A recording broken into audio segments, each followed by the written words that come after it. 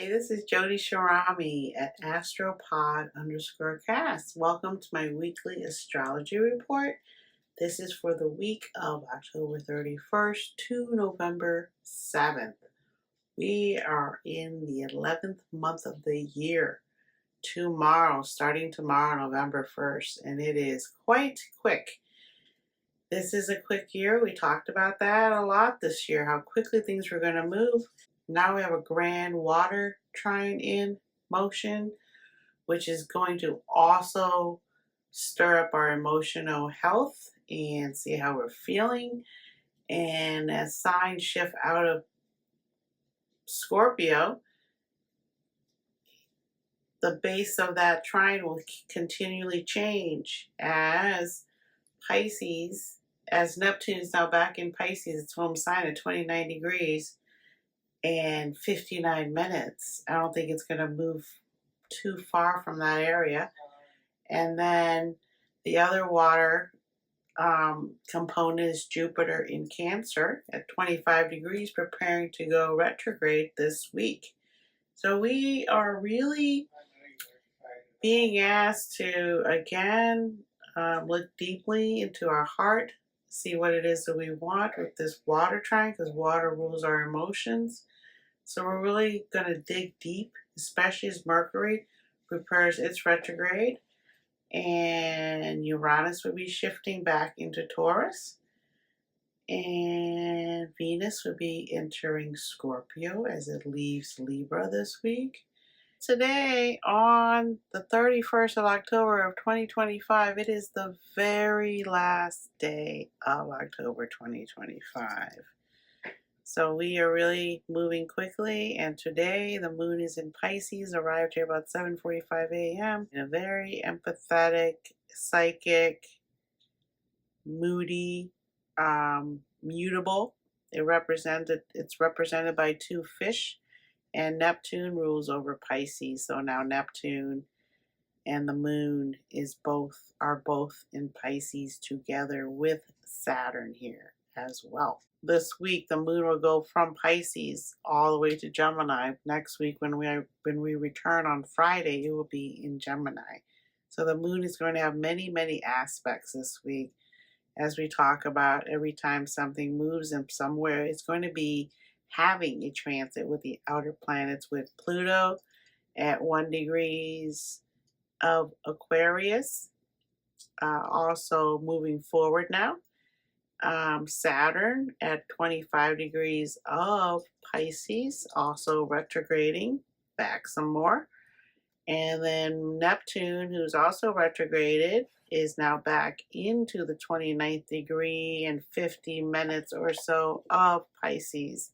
So Neptune's back in its home sign. And then Uranus is also retrograde in Gemini, and it will be retrograding back this week as well. So all the aspects will be beneath in the section down below. You can see what's going on every day, but we're going to talk about the main topics because there's also a Taurus new moon on the 5th of November, which is going to be very eye-opening. So let's get started. On the 4th, Mars is going to enter Sagittarius at about 8:01 a.m. And Mars, again, is the ruler of Scorpio. So now Mars is going into a mutable fire sign. It rules over Cardinal Aries, a fire sign. It rules over Scorpio, and its co-ruler is Pluto, who is in Aquarius. And so the fire sign of Mars is very active and very hot-headed with Mars here as a fire sign. And when it's in Scorpio, which it has been, it's very emotional. The emotional volume goes way up when Mars is in Scorpio. And with Pluto co-ruling, it really is a destroyer, endings, no holds barred, no nothing is held back with Pluto and Mars in Scorpio. Scorpio is the deep, dark underworld that is ruled by Pluto. And so now as Mars shifts into Sagittarius, which represents the ninth sign of the houses, is ruled by Jupiter. Its traditional ruler is Jupiter, which also rules over Pisces. Mars here in Sagittarius, which is a mutable fire sign, can really explode like it does in Aries.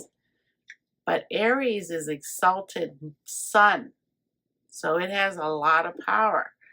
So does Sagittarius. Sagittarius here is ruled by Jupiter, but Jupiter right now is hanging out in Cancer, which is ruled by the moon. So the moon is in Pisces right now. So by the time that Mars enters Sagittarius, the moon will most likely, I believe, be in Aries. The moon moves out of Pisces on Sunday, which is the 3rd. And as it moves out of Pisces, it's going to go into Aries, the moon. So the moon rules over Cancer. So the moon that day will be in Aries, being ruled by Mars. And Mars is going to be entering Sagittarius. So this is going to be a very explosive situation coming on Monday, the 4th, that we really should take a breather before we take action against anything. And also during this time, Mars is going to be squaring Uranus.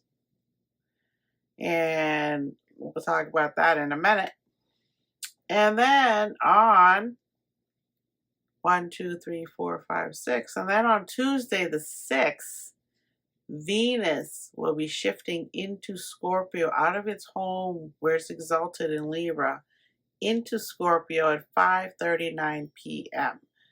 But Scorpio is the opposite sign of Taurus, where Venus also rules over. So here, Venus is going to be weak.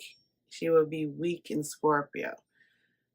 So at this time, Venus is going to be really, could get obsessive, could dive deeply into her psyche and see if she truly values these certain ideas and thoughts, as Scorpio is going to really ask Venus to think a lot about things that are hidden, even from herself. She has to think about that and see how she feels, how she's going to react to it, which we'll see as the month goes on, which we'll talk about each week coming up. And then Scorpio with Venus here is again ruled by Mars and Pluto, and Pluto is in Aquarius, which is a detached emotional sign. So Venus will not be as emotional with Pluto there, but she could also, with Pluto there, be a little bit unable to work through certain things, because Aquarius is a little bit of a sign that is an air sign. So it's called having your head up in the sky, like being a little bit confused sometimes. So Venus can be confused here, a little heady, a little lightheaded. And Mars, again, is moving in Sagittarius, ruled by Jupiter. So Venus here is also going to be feeling the Jupiter Cancer. And wherever the moon's at the time, Venus will be feeling that also.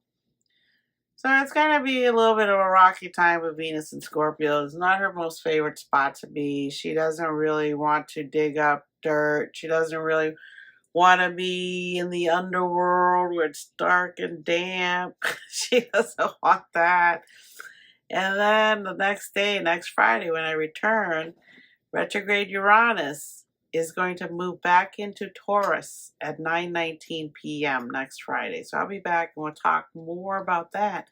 But for now, let's say the Uranus is at a critical degrees of 0 Gemini. As it heads back into Taurus, it will be at 29 degrees, the anaretic degree of change and things happening that are really rocky, and it's hard to really find your balance at 29 degrees. So I think I spoke about this a little bit last week, that Uranus being retrograde, again, when planets are retrograde, they're more powerful as they're moving along. So here with Uranus going back into Taurus, if we can think back to when Uranus was at those end degrees of Taurus, we will remember there were some crazy weather patterns. And as Pluto woke up and Uranus again rules over Aquarius, where Pluto is. So Uranus rules over Pluto. But Pluto again is a tough customer. It's a tough housemate to have for a while here. Well, the same day that Mars enters Sagittarius at 8:01 a.m., the Aries Moon also begins. So here we have some volatile energy with the Aries Moon, who's ruled by Mars. And Mars is in Sagittarius, which is ruled by Jupiter. So we are really going to go through some personal epiphanies as Uranus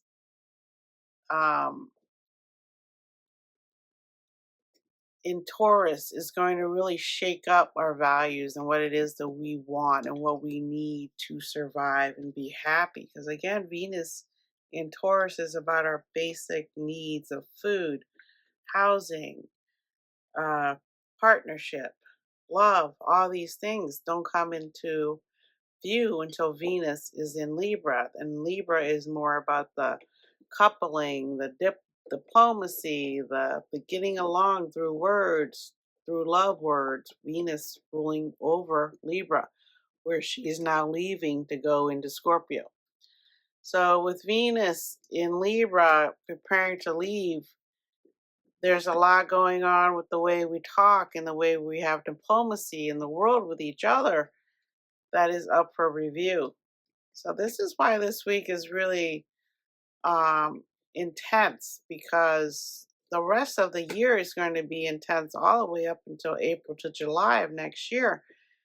And the right now it's going to be very intense because of Uranus moving back into Taurus, where Venus rules. And Venus is going into Sagittarius. Venus is going to Scorpio, where she isn't happy to be at all. So whenever a planet is somewhere it's uncomfortable, its opposite sign or whatever, we are also going to be uncomfortable with our values. We'll be questioning things, especially with Venus and Scorpio. We'll be questioning our relationships, and we might feel, as Evan Nathaniel Grimm said, I'll put his link down below, Venus could get paranoid, could think that their partner is not loyal. Their partner is running around on them. Their partner is lying to them about something. So that's not a fun feeling to have, right? And then Mars is going to enter Sagittarius the same time as the moon is in Aries. So we have some combustible. It's like pouring gasoline onto a fire, right? It just enhances it more. And Mars is going to be combustible. And Mars is going to get angrier and angrier. And Sagittarius is a mutable sign where Mars doesn't really reside in, because Aries is a cardinal sign and Sagittarius is a mutable fire sign. So here it could turn into a wildfire.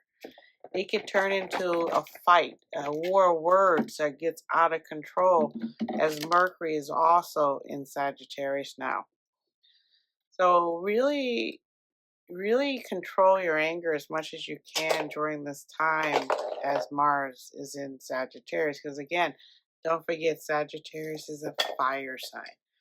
And Sagittarius is also ruled by Jupiter, being high-minded, likes to explore, likes to give everyone a chance, likes to be friends with everybody. But Sagittarius can be a little bit out there because it is always exploring, always out. You maybe don't know where Sagittarius is sometimes. They could be out for a walk and they didn't tell you because they're just want to get out there, right? But Mars in Aries is also that we're pioneering. So the pioneering part of the Aries moon can mesh well with the Mars in Sagittarius for the first couple of days of the week.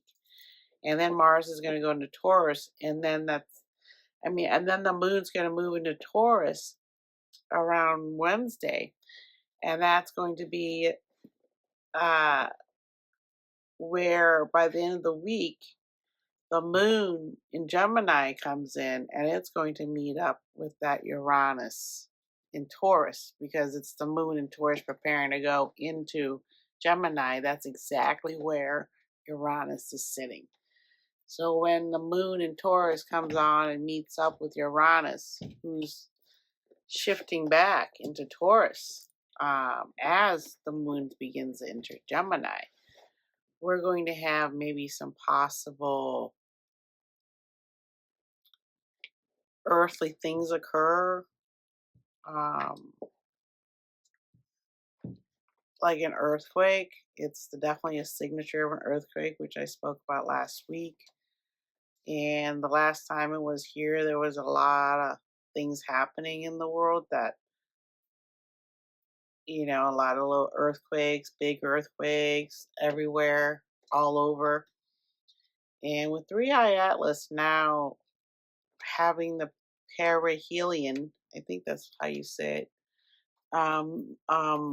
was behind the sun and was in alignment to share energy. There's a lot of speculation what that could be going on, but it's just so coincidental, the movement, that it can't be anything but 3i Atlas's. This is its trip around the universe, and it's back here again and doing something. So we don't know what it is still. But when Uranus moves back into Taurus on Friday next week, which there'll be more things to discuss again next week, because we just had that hurricane, Melissa, that was the largest ever in the Caribbean Atlantic Channel. And we still have all of November before hurricane season's over. So as Uranus moves back, we're going to revisit this area for the next month. And it's very coincidental that it's happening right now with 3i Atlas also having being prepared to meet up with Venus pretty soon, and then Jupiter eventually. The reason that it's so crazy is that 3i Atlas appeared near the area of Sagittarius that is the giver area of the cosmic energy. The fact they came out of Sagittarius, and now we're heading into Sagittarius season pretty soon here, coming up on the 20th. And by the 29th, it's going to head towards Venus or Jupiter. So it's kind of a big deal. Taurus new moon occurs on the 5th, and it's going to illuminate and highlight all these things that Taurus rules over, which is our food, our health, our earth, our abuse of the earth, taking advantage of the earth and not healing the earth, not repairing what we've harmed. And it continues on with the atmosphere, global warming. 80% of our coral reef is gone, which is a lot of coral reef, 80%. And where we just were in the Keys in Marathon, there's one of the largest reef um, state parks, or national park, where we preserve that. And that's down in the Key West, Key Largo area, Marathon Key, uh, where you can go out and see all kinds of fish and natural coral still existing there. So the Hurricane Melissa was really huge and was in the Caribbean, and it skimmed by Florida and the East Coast, and it caused a lot of damage along there also. So this Taurus moon, full moon, will be activating more earthly things that it is opposed to Venus in Scorpio. And before Venus shifts into Sagittarius. So there's a lot going on in terms of earthly, mundane world affairs. And another thing is that Mars in Scorpio, as it prepares to leave, will be squaring Uranus at the very beginning degrees of Gemini. And when Mars squares Uranus, a lot of unexpected things happen that aren't always pleasant in the mundane world. And Evan Nathaniel Grimm was saying today how when Mars and Neptune met, when Mars and Uranus first met, I believe that's when Trump was an attempted assassination on Trump.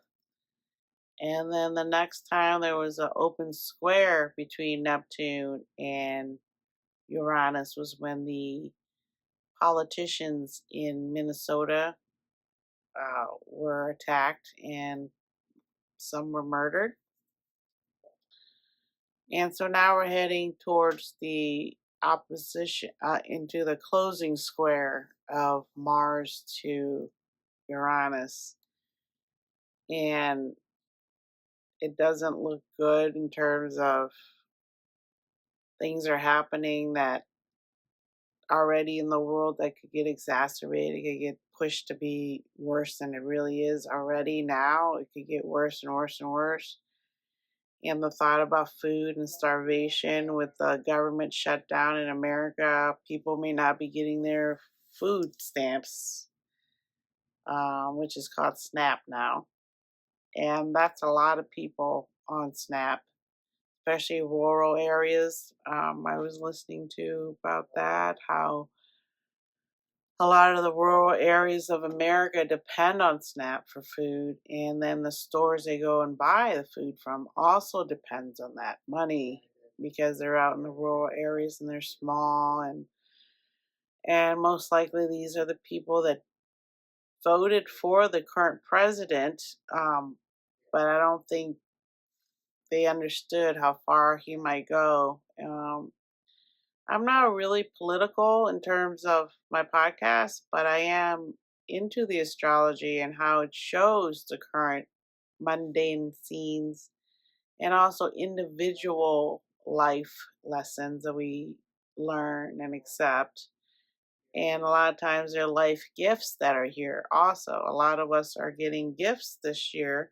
Not everything is as bad as it seems. We are still here and pushing through this darkness that's beginning to envelope us in America specifically, but in the whole world, there seems to be a descent towards government overstepping and forgetting that they're serving the people. They're there because we elected them there. And yes, maybe more powerful, rich people also put them in office, but you don't represent just one person or one constituent or one group of people. And so that's when we start heading into fascism, authoritarianism. And we're not like Germany. I listened to a professor today, and I'll put his link down too. We're not like Germany in terms of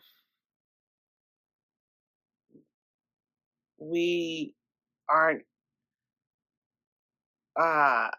being overtaken by the ground up troops that they had in Germany. In Germany, everything built up from the ground and went up to where they built everything themselves.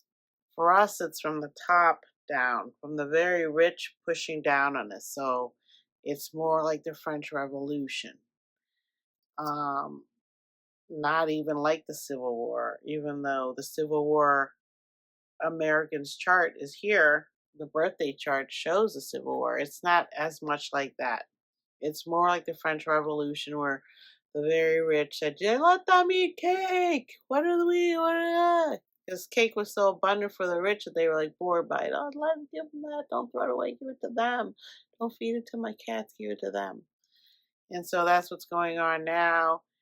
And some people think that we are going to be the fourth great civilization to fall, after Spain first, then England. So Spain in the 17th, 18th century, where they had all the gold and the silver when they discovered South America, took all the stuff from the Aztecs. So Spain first fell, overstretched, overreached, didn't have the money, didn't have the stuff that you could sell to people. They weren't producing anything. And then it happened again to England after World War II.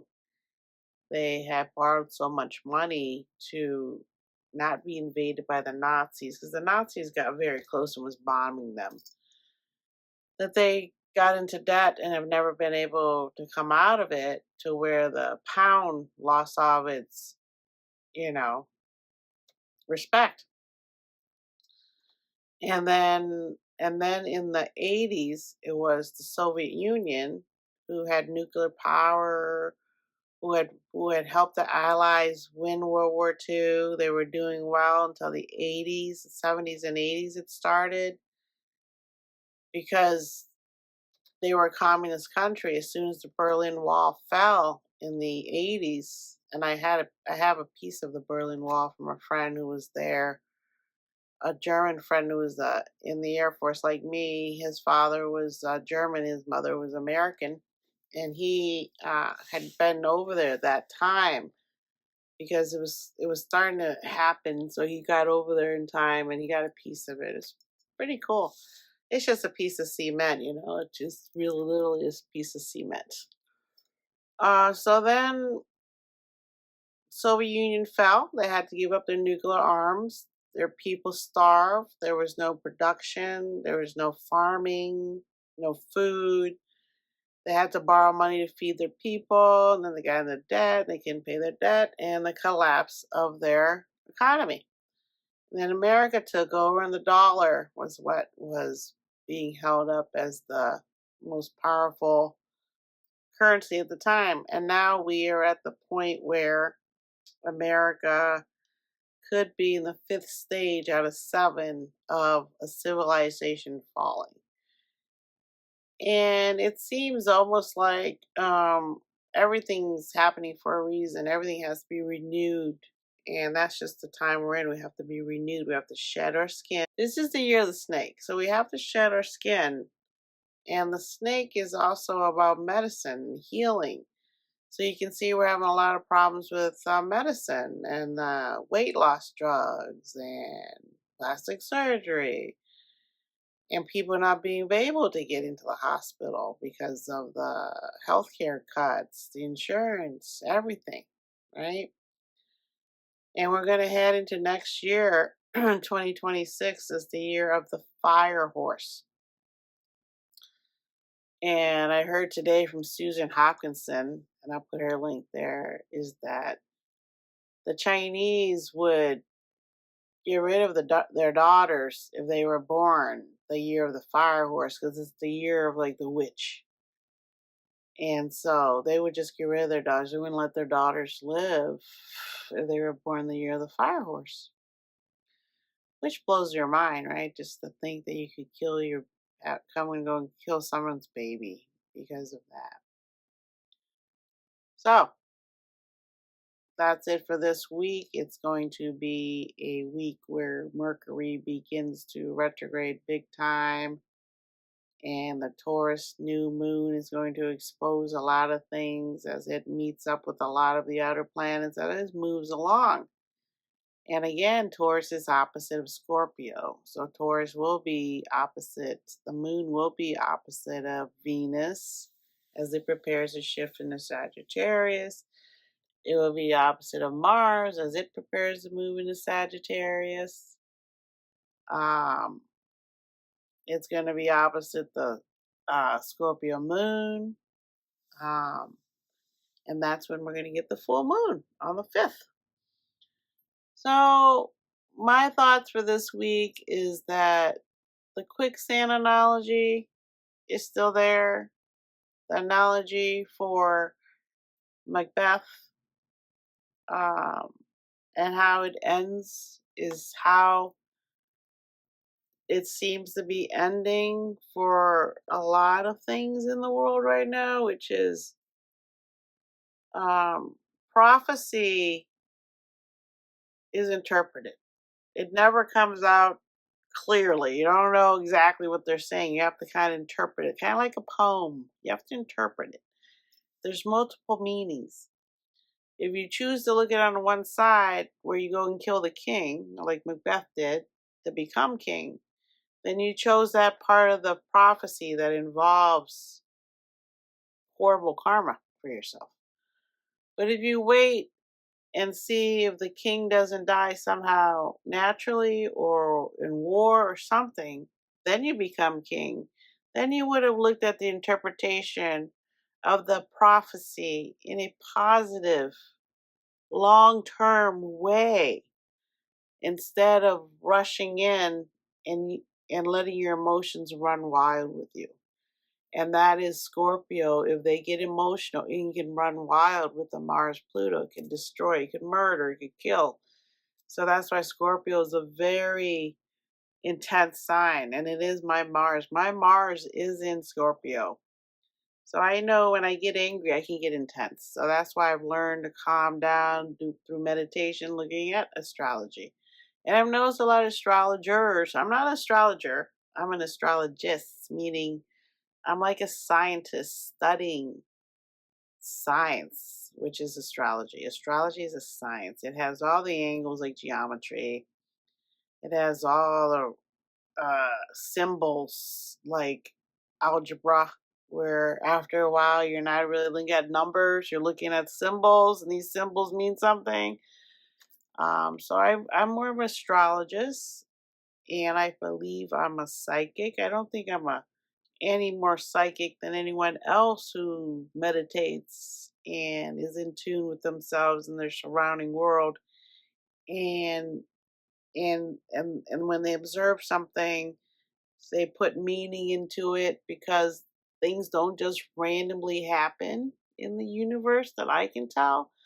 Uranus can make it seem random, and so I think the only thing that could be random is Uranus doing things. But even then, we can see the degrees that Uranus is at as it's moving, and so we can kind of tell how crazy it is. So that's why when it gets to 0 degrees of Taurus, I mean, yes, when it moves back into Taurus at 29 degrees, it is going to be at a volatile.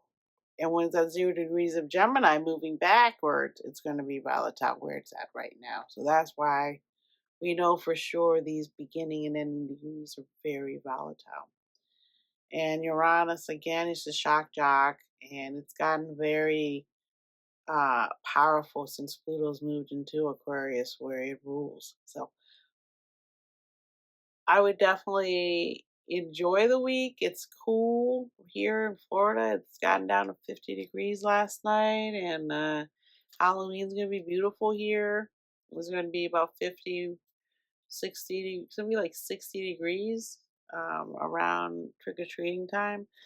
So it's really a great time to be alive. But again, the grand water trine is going to make you a little bit, dizzy with all the commotion, the the emotional pull and tug, and then the moon's going to be meeting up with it, and it's just going to be, constantly uh things happening all the time, and by now we're kind of used to it, but I've been waking up a lot at night. So it's like the witching hour, 2:30, 333, 444 the other night. Last night was 222. The night before was 444, and then the night before that was like 331. So I'm like, okay, it's not 333, but basically it is, right? So these are all power messages from your spirit guide, who could be your grandma. My grandmom's not here. Could be your grandpa. So these are things that uh, can't be explained, and when you tell people, they think you're crazy. So astrology is going to become more popular because the young people today are really done with the police working for the rich in around the world. So the rebellion is beginning again, and it is slotted to begin with Pluto moving into Aquarius for the next 18, 20 years. And it's not going back in Capricorn anymore. It's now in Aquarius, and every time it retrogrades, it will retrograde in Aquarius back over those spots again. And Uranus is going to be in Gemini for 8 years, and this is, I believe, the last time it's going to retrograde back into Taurus also. And Saturn, this is the last time for Saturn and Neptune retrograding back into Pisces. And Neptune is at that anaretic degree. And so, again, that whole earthquake tsunami formula is in effect. It's been shown to be that type of energy when it was here all together like this before in the charts. So, this week with the full moon, should have a lot of energy. Some things can come to fruition for you. Some things could be coming out about famous people with these degrees and angles. Some secrets could be coming out, being exposed. We don't know what, but you probably but a powerful person. So that's where we're at. We're in Scorpio season, and we're digging. The planets are digging it out. We're digging it out, and here's all this stuff coming up. So stay safe, stay warm, stay clean, put on a poncho because a lot of stuff's going to be getting flung around this week. So I'm Jody Shirami. I appreciate you being here, and we are deep into it now, deep into the middle of Scorpio season. And so the second decan of Scorpio is Scorpio. Because it goes Cancer, Scorpio, it goes Scorpio, Cancer, Scorpio, and Scorpio Pisces at the very end near the 19th. And when we get to the 19th, there's a lot of stuff happening on the 19th in the middle of the month. And it looks like the 10th through the 15th is also very volatile, according to Evan Nathaniel Grimm, which I will be talking about next week. So I'll put the links down below for Evan Nathaniel Grimm and also Susan Hopkinson. Okay? So thank you for being here again. Comment, subscribe, share. I would appreciate it. Give me a thumbs up if you liked anything I said. If you have any questions, please leave a comment or just want to talk to me. And I appreciate my poet friend there that keeps commenting. I really appreciate that. And to my spiritual children, things are happening for us. And can't wait to see you guys all again and talk to you guys. And I'm happy I talked to one of my spiritual children in DC this week. So we are getting excited when the winter starts to come. We know it's almost time for Sundance. And this year is the last year of Sundance Film Festival in Park City in Salt Lake City. This is the last year for the whole situation there. And then 2027, Sundance moves to Boulder, Colorado. So A lot of things are changing that we thought would never change. Things that were cemented in, things that were kept here forever. The way we think, the way we value things, the way we go about showing our friendship or love, the way we communicate, the way the world handles conflict. And I believe that the full moon is going to be on the north node of Israel's chart. And that doesn't bode well for peace. And so I remember saying that I don't believe they can hold that peace agreement. So I think they've already started fighting back again. They could be attacking another whole country next, like Lebanon, whoever else they've been trying to attack, right? So things are being hidden from you, from us, from the world. So really got to get it together. Make sure you got your values straight. You got your savings, and I don't know how that's going to go with the savings and the money in the bank and all these things that we rely on. These are things also we have to think about. And now it's coming up to winter with food. We're going to need food, and it looks like food stamps are going to be around. And we're going to need heat because it's getting cold. So there's a lot of things going on, and all the rich people that are in the Senate, the House, and the judiciary and the executive are all out on vacation. One's in Asia. Everyone else is out of office, and none of us can help move anything forward. They have to finish the vote. So God bless us, and I will see you next week. And thank you again for being here. I appreciate you guys. Bye.